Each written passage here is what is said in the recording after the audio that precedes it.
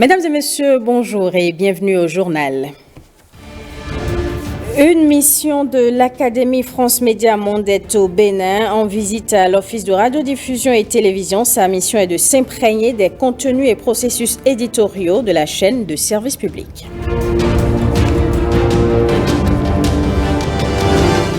Lutte contre la criminalité maritime, des spécialistes et acteurs judiciaires réfléchissent à des stratégies pour y mettre fin. Les échanges ont lieu à Cotonou.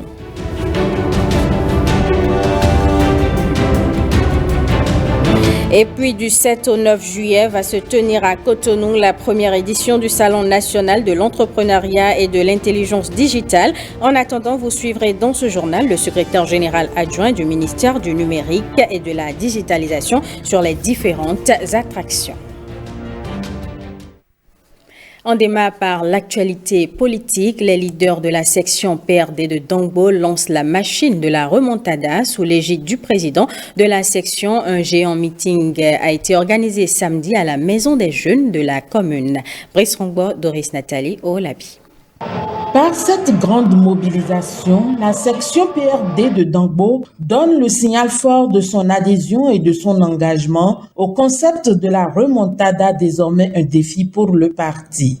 La coordination de la 20e circonscription électorale doit savoir pouvoir compter sur vous pour relever le défi qui est le nôtre. Notre défi prochain, c'est la remontada. Oui, la remontada. Vous devriez vous réarmer pour que l'objectif soit atteint. Venus des 7 arrondissements de Dangbo, les militantes et militants ont été entretenus sur 2 thématiques, à savoir la remontada, quel défi pour les militants PRD de Dangbo, puis femmes et développement en République du Bénin, quelles avancées sous le régime du président Patrice Talon. 8 janvier, c'est déjà demain. Et à cet effet, il n'y a pas de raison pour que nous ne nous mettons pas en ordre de bataille. Donc c'est la reprise de la troupe, c'est de leur donner des mots et comme un seul soldat, aller désormais sur le terrain après la rentrée, dire que les activités ont commencé. Dangbo est présent. On comptera sur Dangbo pour cette élection. On comptera sur la 20e pour cette élection. On comptera sur le PRD pour cette élection. Le secrétaire général du parti, Falilou Akadiri, en appelle à la mobilisation générale de la troupe, ceci dans un esprit de réconciliation et de cohésion pour de victoires plus grandes. Pendant ce temps, l'initiative Une femme, un arbre a pris corps à Hueyogbe. Les femmes de l'Union progressiste ont offert 1500 plants, tous des fruitiers, au collège public de la localité. Patrick Ayadi, François Zissou. Des manguiers de variété Kent, des orangers et des goyaviers, voilà les 3 espèces que les femmes du parti de l'Union progressiste de Hueyogbe offrent au collège public de la ville. À l'initiative, un trio de femmes conscientes des enjeux climatiques. Dans notre commune de Hueyogbe ici, il y a eu des pratiques par le passé qui ont fait que de nos jours, nous avons moins d'arbres, moins de fruitiers. Alors, cette initiative vient contribuer au reboisement de nos terres dans notre commune. Quand il manque d'eau, ce sont les femmes qui sont les premières victimes. La sécheresse de nos terres, ce sont les femmes qui sont les premières victimes. Ce sont les femmes qui sont souvent sous le soleil. Quand il n'y a pas de bois, ce sont les femmes qui sont les premières victimes. C'est pourquoi nous avons réfléchi ensemble. La mangue de variété Kent constitue une potentielle valeur ajoutée à l'économie nationale. Voilà pourquoi le gouvernement en fait une priorité. Et nous avons eu l'opportunité de bénéficier de l'appui de ce gouvernement-là à travers les plans que nous avons pu acquérir. Je voudrais nous exhorter vraiment à les entretenir. C'est une richesse que nous avons. Si nous allons en Côte d'Ivoire, au Mali, au Cameroun, c'est des produits qui circulent comme si c'était vraiment l'or. On en prend soin parce que c'est très recherché sur le marché de l'Afrique du Nord et dans le marché de l'Union européenne. Les femmes de l'Union progressiste de Hueyogbe ont reçu le soutien des coordinations communales et départementales du parti pour gagner leur pari. Dans le secteur de la décentralisation, 6 responsables des fonctions techniques et administratives ont été installés. La cérémonie d'installation a eu lieu en présence des maires et des secrétaires exécutifs des 33 communes des départements du Zou, des collines, de l'Atakora, de la Donga et de l'Alibori. Olviga Menson et nos compatis. À la suite des secrétaires exécutifs des mairies, la cellule de suivi et de contrôle de la gestion des communes installe les responsables des autres principales fonctions techniques et administratives. Cette activité qui s'est déroulée aujourd'hui est essentiellement destinée à faire un certain nombre de présentations à ces nouveaux acteurs de la gestion des communes du Bénin, des tests régissant la réforme de l'administration territoriale avec les différents décrets d'application et aussi de leur faire une présentation de la cellule. Au nombre de 6, ces agents contractuels de l'État auront à charge la gestion des affaires administratives et financières, des marchés publics, des systèmes d'information, du développement local et planification, des services techniques et affaires domaniales et environnementales. Je voudrais, au nom de mes collègues, vous adresser mes sincères félicitations pour avoir été retenu à l'issue du tirage au sort organisé dans des conditions de transparence. Cette responsabilité dont vous avez désormais la charge revêt tout son sens et vous invite à œuvrer pour le succès de l'expérience inédite dont vous êtes les pionniers. Aux préoccupations des participants, les membres de la cellule ont apporté des réponses qui rassurent les uns et les autres. En qualité de SE, nous allons être des managers. Nous sommes là pour superviser, pour les accompagner dans la mise en œuvre des différentes activités que nous aurons ensemble conjointement définies au niveau de la commune. Nous sommes d'autant plus heureux puisqu'on attendait depuis notre prise de fonction que les collaborateurs nous rejoignent pour que l'équipe soit vraiment forte.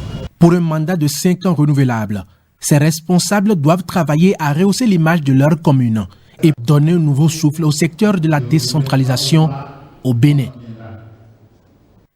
Éducation à présent, le championnat national de mathématiques et de sciences physiques a pris fin samedi à l'Institut de mathématiques et de sciences physiques de Dangbo. À l'occasion, la Miss mathématiques et physique-chimie a été élue. Calvador Aranou, Doris Nathalie Orolabi. Voilà qui donne le top de la composition des premières épreuves de cette finale du championnat de mathématiques et sciences physiques couplé au concours Miss Mathématiques Physique Chimie. Les épreuves portent sur des travaux pratiques. Ils ont eu 3 TP. Le premier TP, c'est en mécanique. Le deuxième, c'est en optique ou bien électronique. Et le troisième, c'est en chimie. Le but aussi, c'est d'amener nos enfants à aimer les travaux pratiques, ce qui les amènera demain à pouvoir construire des choses, à comprendre que les mathématiques et les sciences ne servent pas seulement à devenir professeur de mathématiques ou professeur de sciences physiques. Les champions de la classe de 4e et 3e, ils ont été retenus à l'issue de la phase départementale du concours. Quand on a fini la phase départementale, je n'étais pas vraiment sûre d'être retenue pour la phase nationale, donc c'est vraiment un honneur pour moi et pour mon école. Oui. Ça montre l'égalité entre les hommes et les femmes et ça permet de montrer que les filles ne sont pas inférieures aux hommes, elles sont aussi intelligentes. Il y a 24 dans le cadre du concours Miss Mathématiques, Physique, Chimie. Les 24 là sont les premières parmi les 795 qui ont compétit pour la phase départementale. Les 18 qui sont ici dans le cadre du championnat national de mathématiques et sciences physiques sont les 18 premiers parmi les 1261 qui ont compétit à la phase départementale. En dehors des prix à recevoir, les 3 premiers au plan départemental et national de chaque compétition bénéficieront des bourses CAEB jusqu'à la fin de leur formation universitaire. Fin de formation pour des artisans électriciens bâtiments. La cérémonie de remise d'attestation et de kits de travail a eu lieu à Porto Novo. Prisrongbo, Doris Nathalie Olabi. Mise en œuvre par le programme d'appui institutionnel et de renforcement des capacités des acteurs du secteur de l'énergie au Bénin, RICASEB, la formation des artisans électriciens bâtiments s'est axée sur la thématique réalisation des installations électriques en conformité aux normes. Son objectif, de redonner les moyens aux différents acteurs du secteur au fin de leur permettre de jouer convenablement leur rôle dans la définition et la mise en œuvre des politiques et stratégies sectorielles dans toutes les thématiques pertinentes de l'initiative C4All, accès à l'énergie, énergie renouvelable, efficacité énergétique. Inscrite au niveau de l'Agence de contrôle des installations électriques intérieures, cette initiative, fruit du partenariat entre le Bénin et l'Union européenne, permet d'assurer aux usagers des bâtiments la sécurité des personnes et des biens à travers les opérations de contrôle exigées par des tests réglementaires. L'Union européenne s'engage également pour l'avenir de contribuer à l'offre d'une formation professionnelle accessible en quantité et qualité dans différents secteurs et en phase avec le marché du travail, afin de doter l'économie béninoise d'un capital humain compétent et compétitif. Ces résultats très satisfaisants, à mes yeux, et à ce titre, l'exécution de ce programme de formation constitue un succès qui présage de l'amélioration, je dirais, significative de la qualité des installations intérieures désormais au Bénin. Ils sont au total 1097 artisans électriciens bâtiments, dont 14 filles identifiées sur l'étendue du territoire national à recevoir leurs attestations. Intéressons-nous à présent à cette formation des agents de l'Office de radiodiffusion et télévision du Bénin sur les réflexes de premier secours et l'utilisation des extincteurs. Un renforcement de capacité initié par la Direction générale de l'Office en collaboration avec le Groupement national des sapeurs-pompiers. Ronald Robinson, Michael Nouati. À l'épreuve du feu, Aziz Alagbe, journaliste à l'ORTB, réussit tout comme ses autres collègues et collaborateurs de service. Cet exercice clôt 2 jours de formation sur les notions du secourisme et d'utilisation des extincteurs. Un renforcement de capacité initié par la Direction générale de l'Office de radiodiffusion et télévision du Bénin au profit de son personnel. À la suite des agents en service à Cotonou, ceux de Parakou ont beaucoup apprécié ces gestes qui sauvent. Au-delà du service, c'est une formation qui nous donne des éléments pour assurer la sécurité à domicile et auprès de nos parents. Et je souhaiterais que cela soit réitéré à l'endroit de tout le personnel de l'ORTB. On a vraiment appris beaucoup de choses, non seulement pour le service, mais pour la maison aussi. Franchement, je remercie l'initiateur. Là où moi, je ne peux plus voir un accident sur la voie et dépasser. Cette fois-ci, on nous a appris le feu, les différentes sortes de feu et comment éteindre le feu. Le personnel a eu droit à des formations théoriques suivies de pratiques. Note de satisfaction à l'endroit des initiateurs, mais aussi des formateurs. Ils ont ouvert leur cœur pour nous transmettre les connaissances. Les sapeurs-pompiers, ils sont là pour sauver la vie, mais à travers la formation, on a compris que c'est les gens vraiment qui ont vraiment la vocation de sauver la vie. Dès que le premier instructeur a commencé, on a commencé par s'accrocher. Ça a commencé par nous intéresser. Et on a suivi avec beaucoup d'intérêt jusqu'à la fin. Dans notre environnement de travail, il survient des situations où on a besoin de secours, d'urgence. Et c'est à ce titre qu'il me paraît important de saluer la dextérité, la perspicacité de l'autorité de l'Office, le directeur général. Avec toutes ces notions de base du secourisme et d'utilisation des extincteurs, les agents de l'ORTB sont désormais mieux parés à certaines situations de détresse pour un cadre de travail plus sécurisé. On reste à l'ORTB, une mission de l'Académie France Média Monde séjourne au Bénin. Depuis dimanche, objectif principal, s'imprégner des contenus et processus éditoriaux de l'Office au bout de la mission, des propositions d'amélioration de la qualité de l'offre. Marcela Rossi, Evariste Azoman. Si la chaîne de télévision de service public se modernise, quel contenu va-t-elle offrir à ses téléspectateurs dans les années à venir ? C'est toute la question qui fait descendre Antoine, Amsa et Thierry de France Média Monde dans les locaux de l'ORTB ce lundi matin. Premier contact avec les équipes éditoriales, c'était la conférence de rédaction. Qui est devenu hebdomadaire du fait de la pandémie de Covid-19.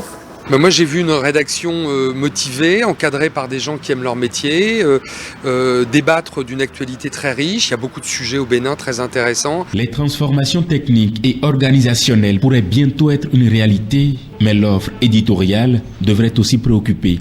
Mais on ne peut pas oublier les contenus parce que c'est au cœur de toute chaîne d'information, chaîne de télévision, etc. Donc les contenus c'est quelque chose de très important qui doit guider la technique et la stratégie. Je trouve que vous faites déjà beaucoup de choses avec les moyens que vous avez, donc je suis impressionné de ce point de vue-là. Donc je pense qu'avec un peu plus de moyens, vous pourriez faire de grandes choses. C'est vrai que là, on a quand même des bâtiments qui sont un peu fatigués, du matériel qui a fait son temps, donc il est grand temps, je pense, de réinvestir, et c'est le souhait qu'a aujourd'hui le gouvernement et la ministre que nous avons rencontrée. Et l'Office peut espérer des solutions d'amélioration à court terme, en attendant la grande métamorphose.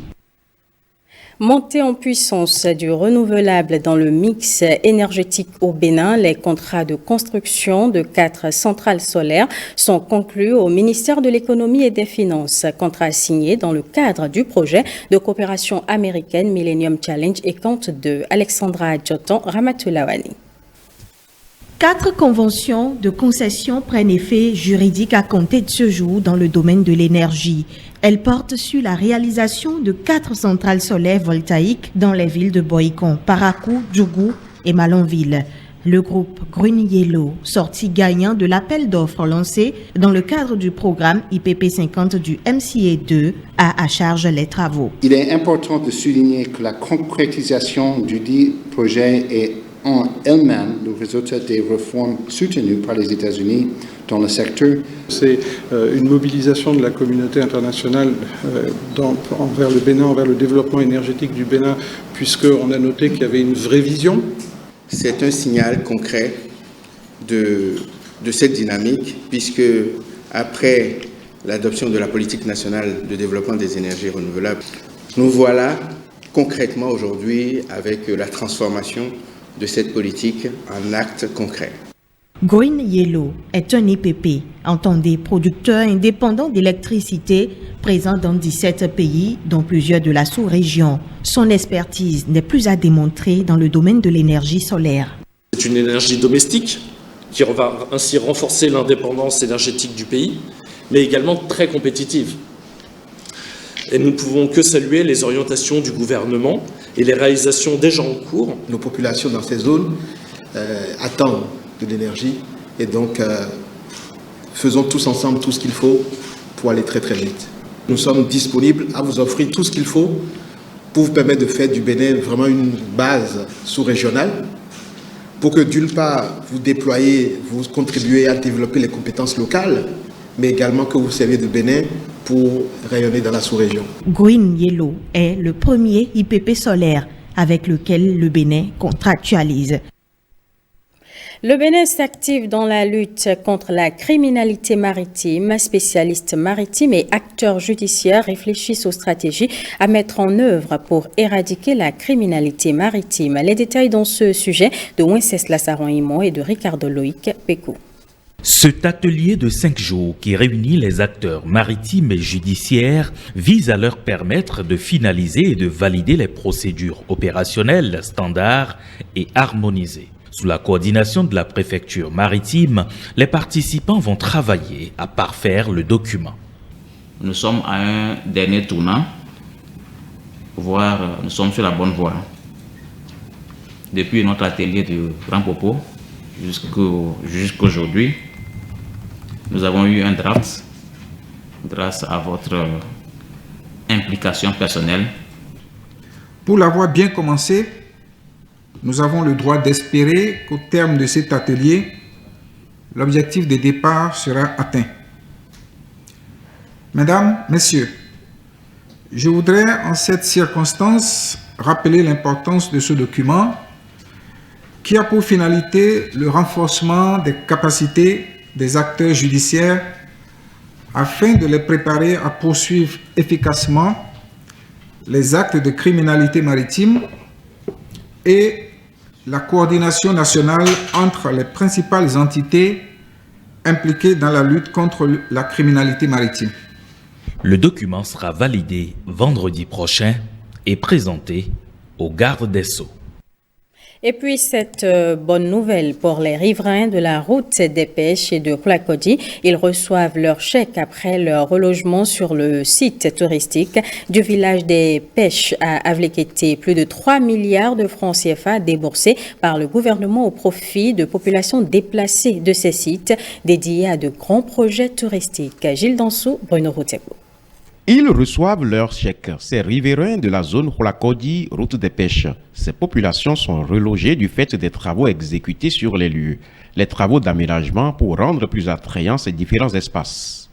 Ces sous, c'est pour vous accompagner. Ce ne sont pas des dédommagements. Parce que vous n'avez aucun document pour nous apporter la preuve que c'est votre terre. La terre n'appartient qu'à l'État. Il faut que ce soit clair, nous sommes conscients. La NDF, Agence nationale du domaine et du foncier, a fait un travail pour aboutir à ce résultat. Sur le site de Klakodi, nous avons 368 chèques délivrés sur 368. Et sur le site Route des Pêches, on a 270 chèques délivrés sur 326 dossiers collectés. Je voudrais passer par votre canal pour inviter les retardataires, ceux qui n'ont pas encore déposé leur dossier, de se rapprocher de nous pour déposer leur dossier, pour se faire dédommager. Je voudrais vous inviter également à éviter de passer par les bénéficiaires. Nos bureaux sont ouverts. Vous pouvez venir directement chez nous pour ne pas vous faire arnaquer. Le préfet du littoral revient sur le bien fondé de cette initiative du gouvernement qui revêt tout son sens. Est-ce que nous allons continuer à nous installer anarchiquement comme on le faisait par le passé? Occuper le littoral, à titre d'exemple, qui est source potentielle de richesse pour nous, mais qui est déjà source de richesse partout ailleurs, où ils ont la chance d'avoir la mer. Continuer de polluer cet environnement, parce que quand vous observez ce qui se passe au Bénin, c'est généralement les gens démunis qui se retrouvent au bord du littoral, par superstition ou par condition, tandis que dans d'autres pays, c'est les plus grandes fortunes qui sont installées sur le littoral. Les bénéficiaires promettent en faire un bon usage et remercient le gouvernement béninois. Sachez, mesdames et messieurs, que l'agriculture entre dans une nouvelle dimension au Bénin. Message du ministre de l'Agriculture au cours de sa tournée. On retrouve Gaston Dossoui à l'étape de Djougou. Ghislain Poguet, Rosemont Tiakbe.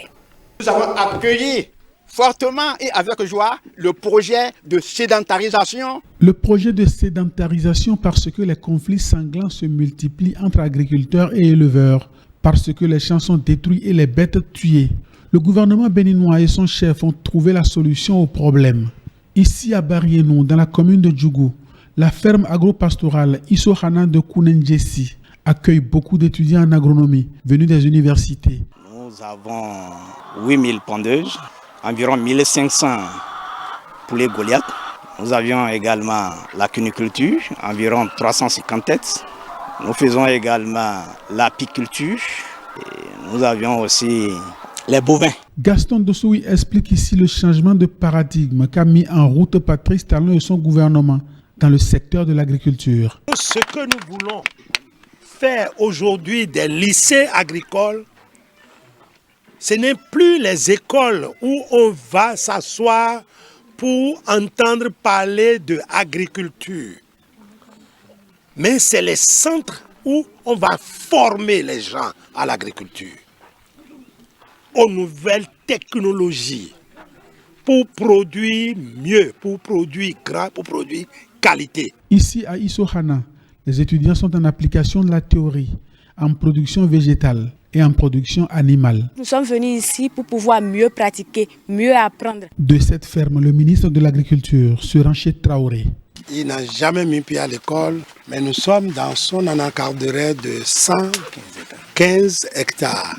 Cette année, il fait 40 hectares de coton, 80 hectares de soja, 20 hectares de maïs. Gaston Dossoui est allé voir le site où sera construit bientôt l'unité administrative du lycée agricole de Basila.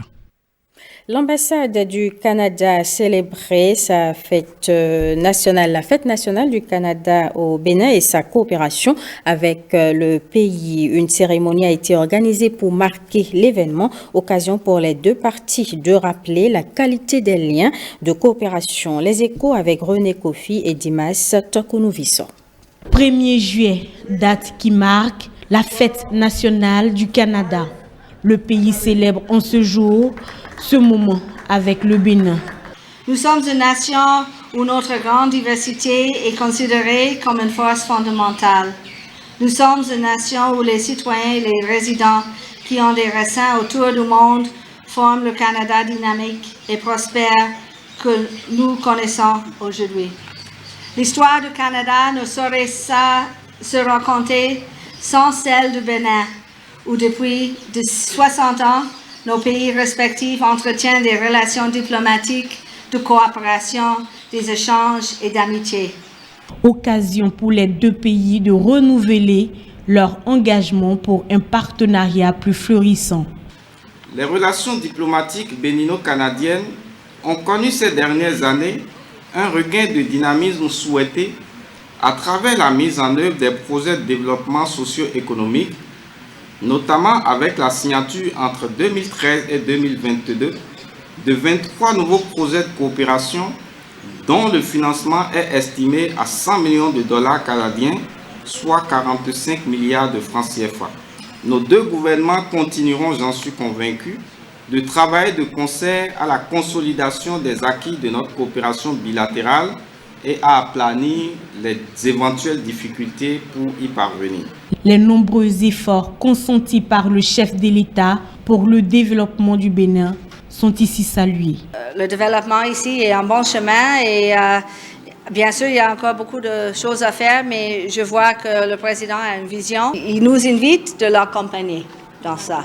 Formation, mon métier, mon avenir, un nouveau projet financé par le Canada au Bénin est annoncé. D'un coût d'environ 7 milliards de francs CFA est prévu pour une formation de 6 mois. Ce projet vient consolider les liens entre les deux partenaires. Je vous l'annonçais dans les titres. Cotonou va abriter du 7 au 9 juillet la première édition du Salon national de l'entrepreneuriat et de l'intelligence digitale. En prélude à l'événement, le secrétaire général adjoint du ministère du numérique et de la digitalisation nous éclaire sur les attractions de ce grand rendez-vous du numérique. Il est au micro de Génial Afouda Mosiagoka et de Prestibozo. Le Salon de l'entrepreneuriat numérique et de l'intelligence artificielle est un salon multisectoriel d'envergure internationale dédié à tous les acteurs nationaux, sous-régionaux et internationaux des technologies de l'information et de la communication, de l'entrepreneuriat numérique et de la donnée et de l'intelligence artificielle. Le résultat attendu du CENIA est d'impulser un élan à l'émergence de l'entrepreneuriat numérique innovant au Bénin. Il se tiendra du 7 au 9 juillet 2022 au Palais des Congrès de Cotonou. Les activités organisées à l'occasion des 3 jours du salon permettront de présenter les innovations, les solutions et les idées prometteuses dans le secteur du numérique, offrir aux participants un cadre d'affaires entre professionnels du secteur du numérique. Les cibles du CENIA sont aussi bien les entreprises publiques, privées, la société civile, les étudiants, les structures d'accompagnement à l'entrepreneuriat innovant, les institutions et organisations internationales, ainsi que le grand public. La participation est libre, elle est gratuite. Les inscriptions pour la participation se font à l'adresse cenia.bj et les modalités de participation des entreprises sont communiquées en écrivant à l'adresse mail info@cenia.bj ou en contactant le secrétariat du comité d'organisation au 65 721 271. Ce sera tout, mesdames et messieurs, pour ce journal et merci de l'avoir suivi.